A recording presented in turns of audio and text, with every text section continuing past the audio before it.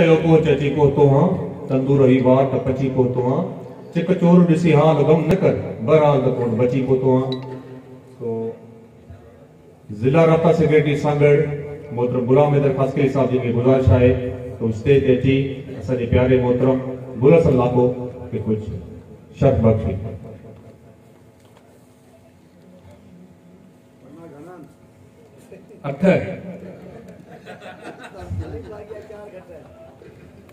मुख्तसर करे छॾिया सिंधी अदबी संगत शाह सदापुर जे दोस्तनि खे मुबारकबाद पेश कयूं त जिन अहिड़ो कामयाबु प्रोग्राम कयो ऐं जेके बि असांजा ज़िंदा जेके अदीब आहिनि उनजो हिकिड़ो सिलसिलो शुरू कयो आहे उन्हनि सां शाम जो उन्हनि सां सवेर सां जो ऐं इहा बि भली ॻाल्हि आहे। असांखे बि हुकुम थियो उन हवाले सां जेको कुझु कचो पिको संदुसी शाइरी सां तारीख़ जे तहन में हिकिड़ी आहे सिंध जुड़ रखूं जिंद सुहारी हिन सिंध जी। गुलशन लाखो सिंधी ॿोली जो नामियारो शाइर अदीब समाज सुधारक सिंध जी तारीख़ी शहर तारीख़ी ओहञाण ब्रह्मण आबाद लॻ ॻोठ हाजी अहमद लाखो ईअं खणी चइजे त सिंध जे ख़ूबसूरत शाइर असांजे प्यारे दोस्त नूर चाकराणी जो पाड़े सघी आहे। संस बुनियादी इल्म जी हासिलात पंहिंजे ई ॻोठ जे स्कूल में थी उनखां पोइ मिडिल स्कूल मलदसी high school Shidapur Aligarh college Tando Adam ऐं संस इल्म जी हासिलात जा मकतब रहिया। उते ई प्रोफेसर मोहसिन अली शाह जे साथ सहकार सां इल्मी अदबी सरगर्मियुनि में पेर पातो जिनमें शाह अब्दुल लतीफ़ भिटाई जा ॾियारा लतीफ़ कोईस ड्रामन ऐं सीरत कॉन्फ्रेंस में हिसो वरितो ऐं सिंध यूनिवर्सिटी मां MA सोशलॉजी ऐं सिंध लॉ कॉलेज मां LLB जी डिग्री संस हिसे में आई है। 1980 में नेवी में भर्ती थियो जंहिं मां मुतमिन न थियण जे करे नौकरी छॾे फैक्ट्रियुनि में कमु करण खे अहमियत ॾिनी। 1986 में रेलवे में नौकरी मिलण खां पोइ झंपीर जी रेलवे स्टेशन जो स्टेशन मास्टर हुजण जो फ़ाइदो वठंदे सिंधी अदबी संगत झंपीर जे अदबी क्लासनि ऐं प्रोग्रामनि में शामिल थियो जिते साईं रसूल बख्श दर्स सां संस रूह रिहाण जो शर्फ़ हासिल थियसि।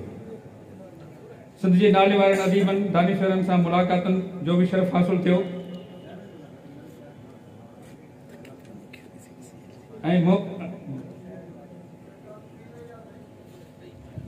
ऐं सिंध जे अदीबनि आलमनि जी सोबत में संस वधीक इल्मी ऐं अदबी ॼाण में इज़ाफ़ो थियो। गुलशन लिखण जी शुरूआत कहाणियुनि सां कई ऐं अदबी समाज जे आर्टिकल ऐं शाइरी में अॼु ताईं संस इल्मी अदबी सफ़र जारी आहे। बहैसियत हिकु शाइर गुलशन गुल जी शाइरी जो मजमूओ रतो सिजो घुरियो जेको तरतीब हेठि आहे।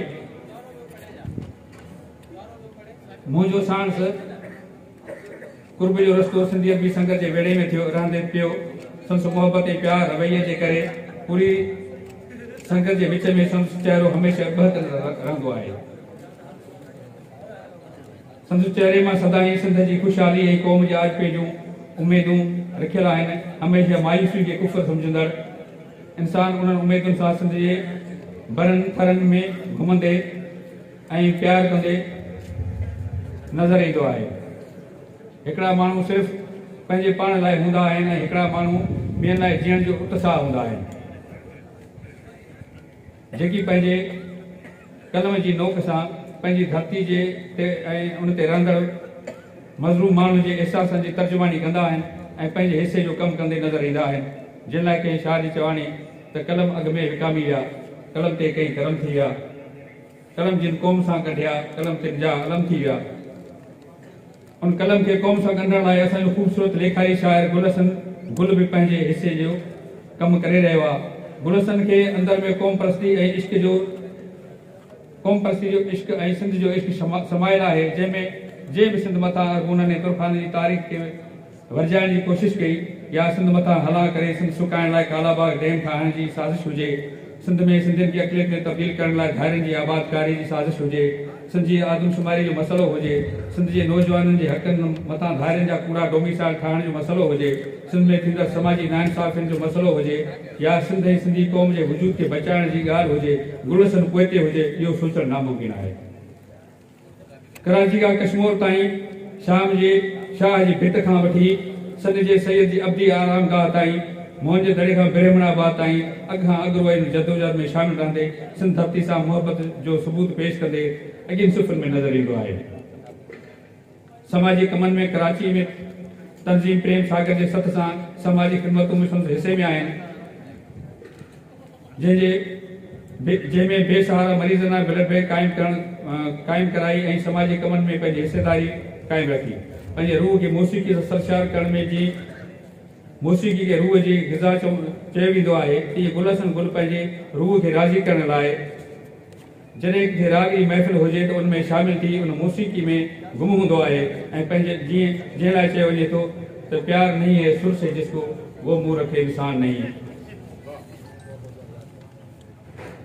संदसि शायराना मज़ाज भी संदसि शायरी जी खूबसूरती धरती सां प्यार ऐं क़ौम सां मोहबत जो इज़हार ईअं अञा नज़र थो अचे त पाए पान गिची में प्रीतमूं पार अंदर तूं उजाड़ सूह वधाए सिंध जी, या तारीख़ जे तहन में हिकिड़ी हुई सिंध जुड़ रख तूं जिंद सुहारी हिन सिंध जी। इन खां अलावा जी संदसि शायरी में हुस्न माहताब थो लॻी, हुस्न माहताब थो ॻोल्हियां अखियुनि में आह थो ॻोल्हियां, लिकड़ जो मन में आहे इश्क जो बाब थो ॻोल्हियां, हणी नारा सतो होशू मगर सां जंग जारी आहे, उन्हनि नारनि जे गूंजनि जी तुपश ऐं ताब थो ॻोल्हियां, सदाई साह सां सांढे सिंधू जा दर्द गाया मूं, दुखी हिन देश जूं ॻाल्हियूं भिटाई जो बाब थो ॻोल्हियां। इहो संदसि धरती सां प्यार ऐं क़ौम सां मोहबत जो इज़हार ई आहे। सिंध ऐं सिंधी क़ौम जी इज़त ऐं आज़मे लाइ जदोजहद में पंहिंजे हिसे जो कमु कंदे नज़र अचे थो ऐं बावजूद संदसि सिहत जी ख़राबी जे उहे ख़्वाब अखियुनि में रखी उन्हनि जी साभिया लाइ सोचे रहियो आहे। असां सिंधी बि संगत जे सरवाण मोहतरम अहमद सोलंगी जाबिन ताईं थोराईंदा आहियूं ऐं सागर डहराज ऐं असांजे प्यारे दोस्त नूर चाकराणी जाबे जिन जे अणथक कोशिशुनि सां मोहतरम अहमद सोलंगी ज़ाती असर रसूख़ ऐं कोशिश सां असांजे प्यारे गुलसन गुल जो इलाज हली रहियो आहे। उनखां अलावा संदसि अणथक कोशिशुनि सां सिंधी अदीबनि जे खे उनजो फ़ाइदो मिली रहियो आहे। असांजी दुआ आहे त अलाह ताला असांजे प्यारे गुलसन खे तंदुरुस्ती अता फ़रमाए। तव्हां सभिनी जी महिरबानी।